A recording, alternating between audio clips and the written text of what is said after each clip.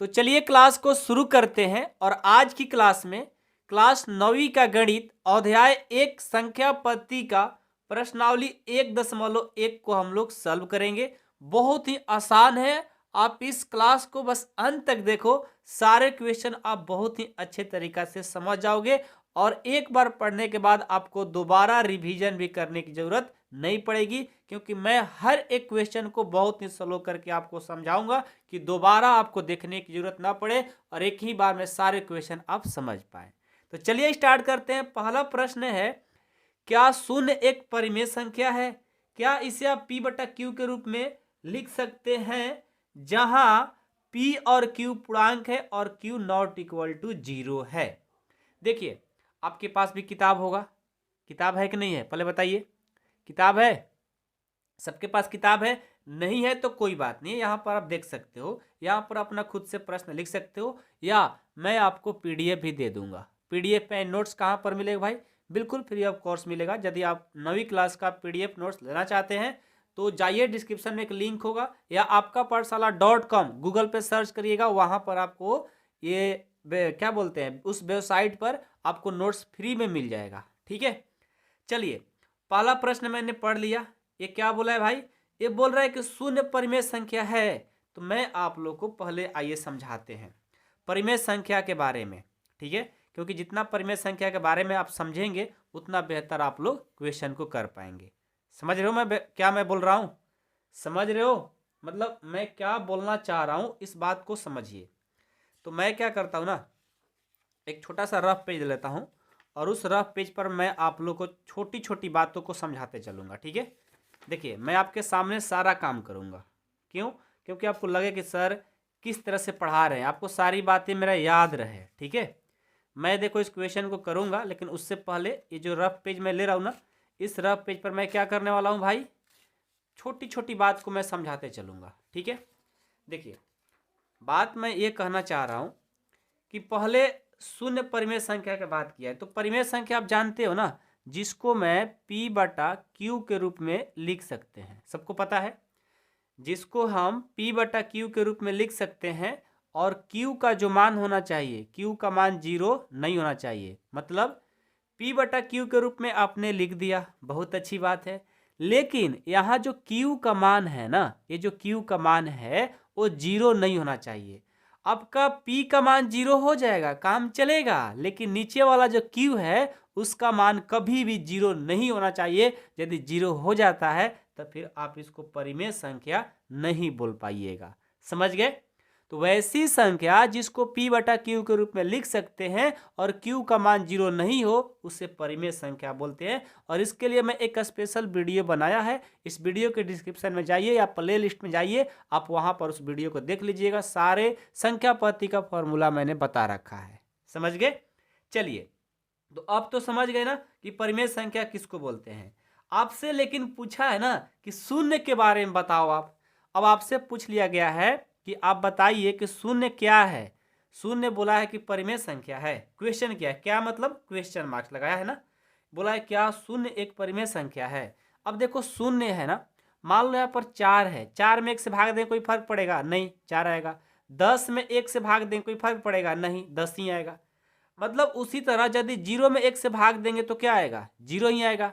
तो देखो, तो यहाँ पर यदि मैं p बटा क्यू के रूप में करूंगा, ठीक है, p बटा क्यू के रूप में करूंगा तो क्या होगा? देखो तो p बटा क्यू, यहाँ पर p का मान भले ही 0 चल जाए, लेकिन q का मान 0 नहीं होना चाहिए।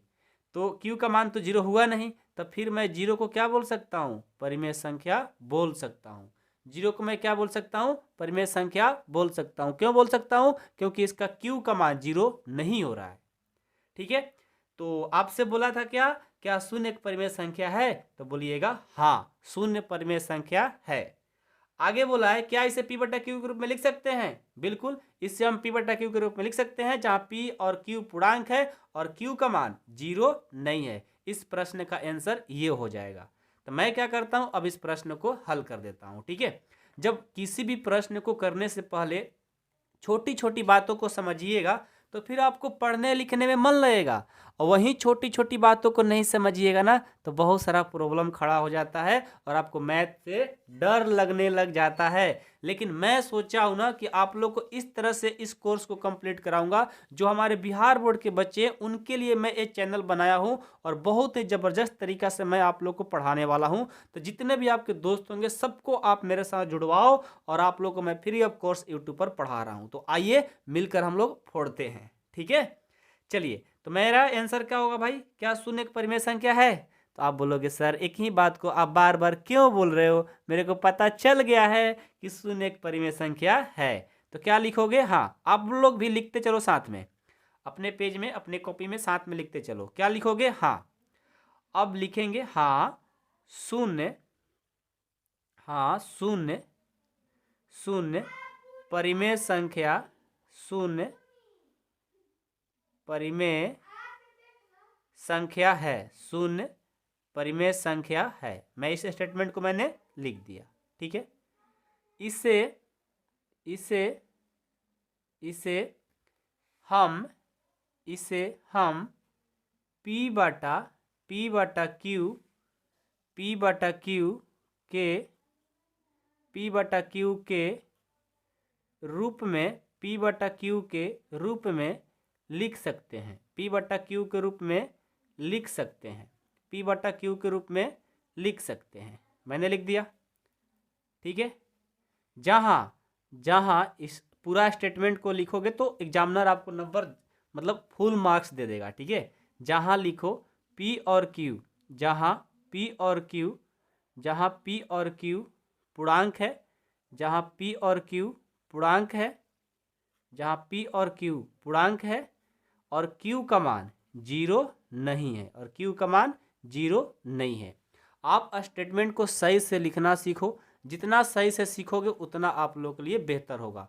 मैं आप लोग को इस तरह से गणित पढ़ाने वाला हूँ ना कि आप लोग यदि मेरे से एक बार सीख जाते हो तो खुद आप एक टीचर बन जाओगे और अपने क्लास में जाना और सभी बच्चों को आप ही पढ़ाओगे। क्या मेरा बात मानोगे?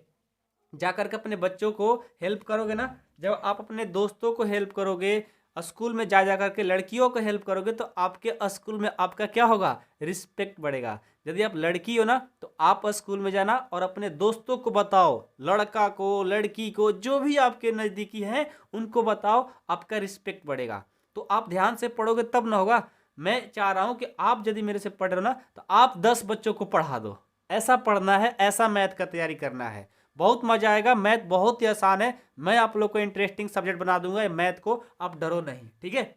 और साइंस को भी, सारे सब्जेक्ट को पढ़ाएंगे, आप टेंशन क्यों ले रहे हो, ठीक है। चलो क्वेश्चन नंबर 2 देखते हैं। आइए, आपके पास किताब है तो अच्छी बात है, नहीं है तो किताब आपके सामने है। दूसरा प्रश्न क्या है? 3 और 4 के बीच, क्या बोला है भाई? 3 और 4 के बीच 6 परिमेय संख्याएं ज्ञात कीजिए। देखिए, परिमेय संख्या ज्ञात करने वाला बहुत ही 9वीं क्लास के लिए इंपॉर्टेंट क्वेश्चन होता है। क्या बोला मैंने? कि परिमेय संख्या के बीच दो संख्याओं के बीच परिमेय संख्या निकालने वाला प्रश्न बहुत ही इंपॉर्टेंट होता है, समझ गए। तो अब मैं इस प्रश्न को बनाऊं कैसे भाई?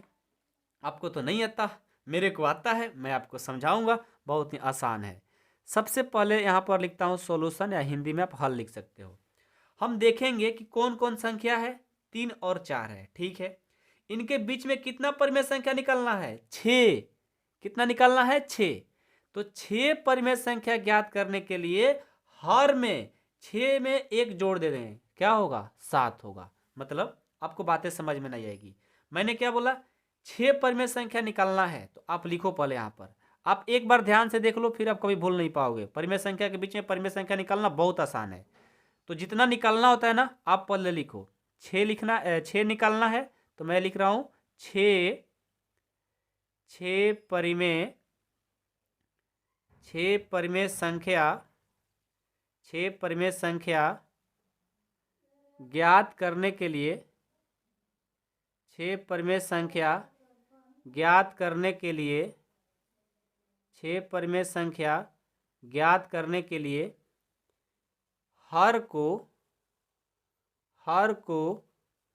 क्या करना होगा? 6 + 1 करना होगा, यानी 7 करना होगा। मतलब अब आप लोग को बातें समझ में नहीं आ रही होगी, कोई बात नहीं है। देखो, जितना परिमेय संख्या निकलना होता है, ठीक है, जितना यहाँ पर 6 बोला है ना, तो मैंने क्या किया, 6 में 1 जोड़ दिया। यदि आपको 3 बोला जाता तो 3 और 1 4 कर देते। तो जितना निकलना होता है ना, हर में 1 जोड़ दो, मतलब जो निकलना है 6 तो उसमें 1 जोड़ दो। 10 निकलना है, 10 में 1 जोड़ दो, 11।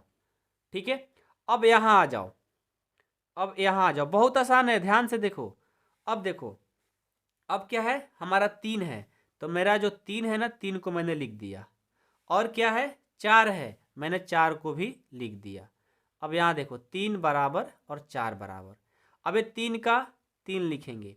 इसमें क्या करते हैं भाई, 7 से ऊपर भी गुना और नीचे इससे भाग भी। मतलब अब ये 7 से क्यों किया गया भाई, जितना परिमेय संख्या ज्ञात करना होता है उसमें 1 जोड़ करके इस संख्या में उससे गुना और उसी से भाग कर दिया जाता है। हमें 6 निकालना था, उसमें 1 जोड़ दिया और इस संख्या में 7 से गुना भी किया, 7 से भाग भी कर दिया। क्यों, क्योंकि इसमें कोई फर्क भी नहीं पड़ेगा, दोनों कट जाएगा, फिर हमारा 3 आ जाएगा। अब 4 में भी सेम वही काम, 4 में भी 7 से गुना कर देंगे और 7 से भाग कर देंगे। अब आपको अगर सर 7 आया कहाँ से, तो जितना परिमेय संख्या निकलना होता है उसमें 1 जोड़ दो। जोड़ने के बाद हमारा 7 आ गया। कौन कौन संख्या के बीच में निकलना था, 3 और 4, तो मैंने 3 में क्या किया, गुना भी किया और 7 से भाग भी किया। 4 में भी 7 से गुना भी किया और 7 से भाग भी किया, हो गया काम। अब इनको सॉल्व कर लो। 7 को 3 से गुना करेंगे, 7 का 21 और ये 7, 7 चौका 28, अब बट्टे 7 हो गया। यहाँ तो कोई दिक्कत नहीं है किसी को, सबको बातें समझ में आ रही है। अब इन दोनों के बीच में आपसे 6 परिमेय संख्या बोला गया था, आप लिख लो। लिखेंगे अतः अतः अतः 6 परिमेय संख्या, अतः 6 परिमेय संख्या क्या क्या होगी। 21 के बाद क्या आएगा, 22, तो 22/7 1 हो गया। इसके बाद क्या आएगा, 23/7, इसके बाद 24/7, इसके बाद 25/7, इसके बाद 26/7, इसके बाद 27/7। ये जो 6 आया है ना, ये परिमेय संख्या आ गया। 3 और 4 के बीच में देख लो, 21 और 28 के बीच में मैंने लिख दिया। कितना आसान है, देख रहे हो ना। तो जब भी आपको बोला जाए, ठीक है, जब भी आपको परिमेय संख्या, दो संख्याओं के बीच में जितना भी परिमेय संख्या निकालने की बात कही जाए, आपको सिंपल कुछ नहीं करना है, जितना बोला जाता है ना उसमें 1 जोड़ दो और जो संख्या दिया रहता है उसमें गुना और भाग कर दो, जो उससे गुना उससे भाग कर दो, जो आएगा उनके बीच में आप आराम से लिख सकते हो। ठीक है, टारगेट बस ये होना चाहिए कि जो हर होता है ना, दोनों का बराबर होना चाहिए, अलग अलग नहीं होना चाहिए। अंश अलग अलग हो जाए लेकिन हर बराबर बराबर होना चाहिए। ऊपर वाले को अंश बोलते हैं, नीचे वाले को हर, ऊपर वाले को अंश, नीचे वाले को हर। तो अंश अलग अलग हो जाए लेकिन हर दोनों का बराबर होना चाहिए, ध्यान रखना है। ठीक है, तो आप आराम से निकाल सकते हो, बहुत ही आसान है। ठीक है, तो मैं आपको यहाँ पर एक प्रश्न अपने खुद से देता हूँ और उसको बना करके देखिएगा। ठीक है, मैं प्रश्न देता हूँ कि 6 तथा 7 के बीच, 6 तथा 7 के बीच चार परिमेय संख्या ज्ञात कीजिए। चार परिमेय संख्या निकालें। बस आपको जिस तरह से प्रश्न संख्या 2 मिला है ना, उसी तरह भी बनेगा, इसमें कुछ नहीं है। बना दोगे ना, बन जाएगा। बहुत आसान है, बहुत आसान, ऐसा नहीं कि बहुत कठिन आपको मैंने दे दिया, बहुत ही आसान है, आप आराम से इसको बना सकते हो, कोई दिक्कत नहीं होगा। ठीक है, चलिए अगला 3 नंबर देखता हूं। 3 नंबर प्रश्न क्या बोला गया है। 3 नंबर भी बहुत आसान है। देखो, 3/5 और 4/5 के बीच 5 परिमेय संख्या ज्ञात करना है। अब क्या करना है, 5 परिमेय संख्या। तो देखो यहाँ पर ये भिन्न में दिया है, मतलब बटा में दिया है, तो इसका प्रोसेस अलग है और बहुत ही आसान है। वो कैसे, आइए सबसे पहले क्या करेंगे भाई, 3/5 दिया है ना, तो मैंने 3/5 को मैंने डायरेक्ट लिख लिया। ठीक है, उसके बाद क्या दिया था, 4/5, मैंने इन दोनों को लिख लिया। ठीक है, अब अगला काम क्या करना होता है, बहुत ही सिंपल है। जो संख्या दिया रहता है पहले उसको लिख लो, लिख लिया मैंने। ये भिन्न वाला का अलग काम होता है और इस तरह से जो दिया रहता है 3 और 4 वो अलग होता है, ठीक है, इसको भी ध्यान देना है। तो हम लोग ने जो भिन्न का दिया था 3/5 और 4/5 हमने सिंपल उसको लिख लिया। अब आगे कैसे बढ़ाएंगे भाई? तो आगे बढ़ाने के लिए देखो, नीचे जो दिया रहता है ना, जो नीचे दिया रहता है उसका एलसीएम लेते हैं। क्या लेते हैं? एलसीएम। तो 5 और 5 का एलसीएम क्या हो जाएगा? आइए तो नीचे जो दिया है देखो 3/5 और 4/5 के बीच में निकालना है। तो नीचे वाले को क्या करते हैं? एलसीएम लेते हैं। तो 5 और 5 का एलसीएम निकालेंगे। तो 5 से घटाएंगे एक बार में और एक बार में, यानी इसका एलसीएम क्या आएगा? 5 आएगा। तो जो आया है ना, जो आया है उसी से इसमें क्या कर देंगे? गुना। तो 5 से मैंने क्या कर दिया? गुना, ठीक है। जो नीचे करेंगे वहीं ऊपर भी करेंगे। तो देखो तो ये क्या बन गया? यदि मैं 5 से गुना किया तो 5 तिहाई 15 और 5 25, ये बन गया। चलो इसमें भी क्या करेंगे? वही 5 आया ना, तो 5 से गुना ऊपर भी और नीचे भी। तो यहाँ हो जाएगा 5 20 और 5 25। अब जो 15/25 आ गया और 20/25, इनके बीच में आप 5 परिमेय संख्या लिख सकते हो। देखो हमारा हमेशा ध्यान ये रहना चाहिए कि जो नीचे हर है ना, ये नीचे वाला दोनों का बराबर होना चाहिए। ऊपर वाला अलग अलग हो जाए कोई बात नहीं, लेकिन नीचे वाला बराबर होना चाहिए। अब बताओ 15/25 और 20/25 के बीच में हम 5 परिमेय संख्या लिख सकते हैं क्या? तो बोलोगे बिल्कुल। तो 15 के बाद क्या आएगा? 16/25, उसके बाद 17/25, उसके बाद 18/25, उसके बाद 19/25 और उसके बाद 20, यानी 4 ही मिल रहा है भाई। नहीं हुआ ना, इनके बीच में नहीं हो रहा है। हमें 5 चाहिए और 4 ही मिल रहा है, तो नहीं हो पाया। तो मैं अब क्या कर सकता हूँ? क्या गलत हो गया? नहीं, आप इसको और आगे और बड़ा कर सकते हो। आगे बढ़ा करके और बड़ा कर सकते हो। बड़ा कैसे होगा? तो मैंने आपसे बोला है कि कभी भी ये नीचे वाला है ना, दोनों को हमेशा बराबर रखिए और इसको कितना भी आप बड़ा कर सकते हो। मैं इसको और थोड़ा सा बड़ा करना चाहता हूँ, तो मैं 2 से गुना कर दिया। जो नीचे करेंगे वही ऊपर करेंगे। यहाँ भी मैं 2 से ही करूँगा और यहाँ भी 2 से ही करूँगा। क्यों? क्योंकि नीचे वाला दोनों बराबर होना चाहिए। आप कितना भी बड़ा कर सकते हो जब तक नहीं मिलता है आपको। 15 दूनी 30 और 25 दूना 50 हो गया। 20 दूनी 40 और 25 दूनी 50। देखो नीचे वाला दोनों क्या है? बराबर। ऊपर वाला अलग अलग हो जाए कोई बात नहीं है, लेकिन नीचे का बराबर हमेशा होना चाहिए, ध्यान रखना है। और वो कितना भी बड़ा कर सकते हो इसको। अभी मान लो कि इनके बीच में नहीं मिल रहा है तो इसको और आगे बढ़ा सकते हो, लेकिन हमारा तो मिल जाएगा अब। तो मैं लिखूंगा कि अतः 5 परिमेय संख्या 5 परिमेय संख्या, चलो बोलो क्या क्या होगी? 30 के बाद 31, 31/50 हो जाएगा। 32/50 हो जाएगा। 33/50 हो जाएगा। 34/50 हो जाएगा और 35/50 हो जाएगा। ये हमारा 5 परिमेय संख्या मिल गया, हो गया। बहुत ही आसान है, आप आराम से कर सकते हो, कोई दिक्कत नहीं है, ठीक है। चलिए आगे बढ़ते हैं। तो प्रश्न संख्या 4 देखिए क्या बोला है। नीचे दिए गए कथन सत्य है या असत्य है? कारण के साथ अपने उत्तर को देना है। मतलब इसमें 3 प्रश्न है, पहले सत्य असत्य बताइए और उसके बाद इसको कारण भी देना है, क्यों सत्य और क्यों असत्य है, ठीक है। आइए, बहुत ही आसान प्रश्न है, मैं इसको आराम से बनाऊंगा, ठीक है। क्वेश्चन नंबर 4 का पहला, ठीक है। बोला है, ध्यान से पढ़िएगा, क्या बोला है कि प्रत्येक प्राकृत संख्या एक पूर्ण संख्या होती है। प्रत्येक प्राकृत संख्या एक पूर्ण संख्या होती है। तो पहले मैं आपको इससे थोड़ा जान पहचान करा देता हूं कि प्राकृत किसको बोलते हैं भाई? जो गिनती की संख्या को 1 2 3 4 5 6 7 डॉट डॉट डॉट जो होता है, ये प्राकृत संख्या होती है। और पूर्ण संख्या 0 से शुरू होता है, 0 1 2 3 4 5 6 7 8। तो बोला है प्रत्येक प्राकृत संख्या, ये जो प्रत्येक प्राकृत संख्या है वो पूर्ण संख्या में मिल जाएगा क्या? बिल्कुल मिल जाएगा। ये टोटल प्राकृत संख्या पूर्ण में मिल जाता है, ठीक है। क्योंकि 0 1 2 3 सब आता है ना, और 1 2 3 4 5 तो इसमें आ ही जाएगा, यानी प्रत्येक जो प्राकृत संख्या है पूर्ण में मिल जाएगा। तो फिर ये क्या है? सत्य है। तो मैं बोलूँगा सत्य है। पहला का आंसर क्या हो जाएगा? सत्य। ठीक है, अब इसका कारण भी देना है क्यों सत्य है, तो लिखेंगे क्योंकि बहुत ही प्यार से इसका कारण लिखेंगे, क्योंकि सभी प्रकृत संख्या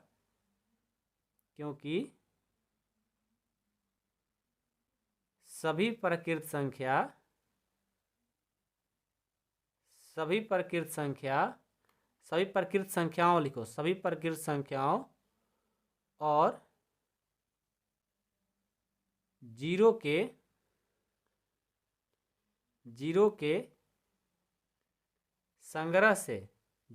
संग्रह से क्या बनती है? पूर्ण संख्या बनती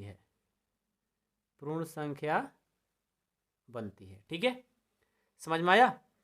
सत्य है क्योंकि प्रत्येक प्रकृत संख्या होती है ना, वो शून्य प्रत्येक, क्योंकि सभी प्रकृत संख्याओं और जीरो के संग्रह से हमारा पूर्ण संख्या बनता है, इसलिए प्रत्येक प्रकृत संख्या पूर्ण संख्या में आ जाएगी। बस यही कारण देना है। ठीक है, चलिए इसका दूसरा देखिए क्या है। दूसरा है कि प्रत्येक पूर्णांक एक पूर्ण संख्या होती है। प्रत्येक पूर्णांक, अब पूर्णांक क्या होता है भाई? इसमें माइनस वाला भी संख्या आता है, जीरो भी आता है और प्लस वाला भी संख्या होती है। और पूर्ण संख्या क्या होता है? इसमें सिर्फ 0 1 2 3 4 प्लस वाली संख्या मिलती है, तो माइनस वाला इसमें मिलेगा? पूर्ण में नहीं मिलेगा। जब नहीं मिलेगा तो फिर बोलूँगा कि असत्य है। क्या बोलूँगा? असत्य है, क्योंकि पूर्ण में माइनस वाला संख्या नहीं मिलता है और पूर्णांक में माइनस वाला भी मिलता है। ये हो जाएगा असत्य। क्यों लिखेंगे? क्योंकि सभी, ऐसे नहीं, क्योंकि ऋणात्मक पूर्णांक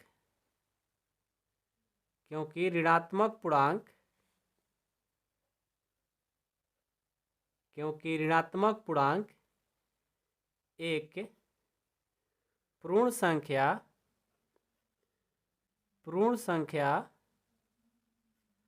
संख्या नहीं होती है। पूर्ण संख्या नहीं होती है। ठीक है, ऋणात्मक संख्या कभी होती है? नहीं होती है। पूर्णांक में क्या होता है? माइनस भी होता है, ऋणात्मक, धनात्मक और जीरो भी होता है। समझ गए? चलिए तीसरा क्या है? तीसरा है कि प्रत्येक परिमेय संख्या एक पूर्ण संख्या होती है। अब परिमेय संख्या क्या होता है भाई? परिमेय संख्या भिन्न में होता है और पूर्ण संख्या भिन्न में होता है क्या? नहीं होता है। तो फिर क्या होगा? असत्य हो जाए। क्या होगा? असत्य होगा। लिखेंगे असत्य। कारण देना है तो लिखेंगे क्योंकि परिमेय संख्या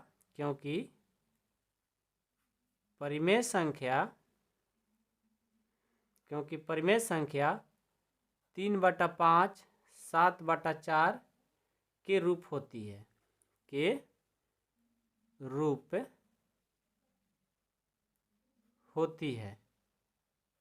अतः पूर्ण संख्या नहीं होगी। पूर्ण संख्या भिन्न के रूप में तो होता नहीं है, पूर्ण संख्या नहीं होती है। ठीक है, ये हमारा कारण था जो कि मैंने बता भी दिया। ठीक है, मैं उम्मीद करता हूं कि आप लोगों को ये जो प्रश्नावली है 1.1 बहुत ही अच्छे से समझ में आ गया होगा। जिन बच्चों को क्लास 9वीं की ऑल सब्जेक्ट पढ़ना है, बिल्कुल फ्री ऑफ कोर्स मैं यूट्यूब पर आप लोग को पढ़ा रहा हूँ, और कोई भी दिक्कत, कोई भी प्रॉब्लम हो आप मेरे को बता सकते हो, मैं आप लोग को पूरा सपोर्ट करूँगा। कोई दिक्कत नहीं होगा, मैं फ्री में ही आप लोग को 9वीं का ऑल सब्जेक्ट पढ़ा रहा हूँ। तो जितने भी अपने बच्चे, आपके फ्रेंड होंगे, आपकी जो भी होंगी, आपकी गर्ल होंगे फ्रेंड या बॉय होंगे फ्रेंड, मतलब जो भी होंगे, मतलब ऐसा नहीं कि बॉयफ्रेंड गर्लफ्रेंड की बात हो रही है, गलत मत समझना। ठीक है ना? आपके जो भी फ्रेंड सर्कल में जो भी लोग होंगे, जो भी आपके भाई बहन होंगे, सबके पास शेयर जरूर कर देना। ठीक है, क्योंकि मैं आप लोग के लिए बिल्कुल 9वीं क्लास का बहुत ही अच्छे से मैथ पढ़ाना शुरू किया हूँ। साइंस भी करूँगा, यानी ऑल सब्जेक्ट करूँगा। देखो प्रॉब्लम यह है कि बाकी जगह आप लोग डायरेक्ट टीचर से बात नहीं कर सकते, लेकिन आप मेरे से डायरेक्ट बात करोगे और मैं आप लोग को पूरा गाइड करूँगा कैसे क्या करना है। मैं आपको यहाँ पर नंबर लिख देता हूँ, ताकि आपको कोई भी समस्या आए तो आप मेरे से पूछ सकते हो। समझ गए? आपसे कोई भी समस्या है आप मेरे से पूछ सकते हो, क्योंकि आप मेरे हो, मेरे भाई हो, मेरी बहन हो, तो आपको टेंशन लेने की जरूरत ही नहीं है। मैं आप लोगों को गाइड करूंगा कि कैसे पढ़ोगे तो बेस्ट से बेस्ट लेवल का अपना काम कर सकते हो। और साथ में जो भी नोट्स चाहिए आप लोग को, पीडीएफ चाहिए, तो आपका पाठशाला जो चैनल का नाम है ना, आपका पाठशाला.com, गूगल पे सर्च करिएगा, सारे चीज आपको मिल जाएंगे। तो चलिए अब मैं अगले क्लास में मिलता हूं प्रश्नावली 1.2 में। और वीडियो देखना चाहते हैं 1.2 का, तो प्ले लिस्ट में जाइए या सर्च करिए, आपको मिल जाएगा। सर्च कैसे करना है? प्रश्नावली प्रश्नावली 1.2 बाई आपका पाठशाला, वीडियो आ जाएगा। आराम से देखिए, आराम से पढ़िए। Thank you so much.